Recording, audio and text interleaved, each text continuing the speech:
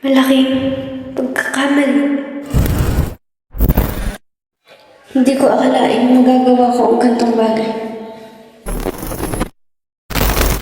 Paano ba ako nahantong sa ganito?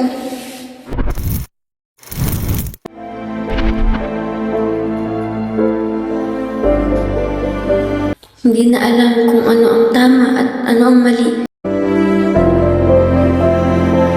Kung ano ang totoo sa hindi.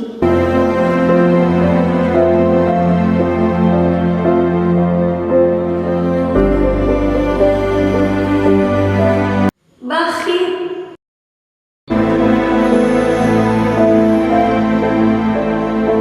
Kay sarap mabuhay dati, noong payapa at wala pang iniisip.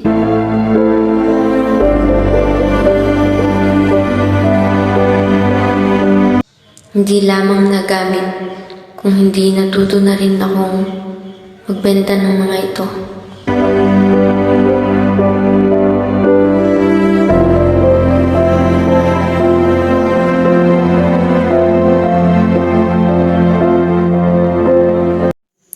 Addiction, anxiety, hallucination, unstable behavior, and possibly death.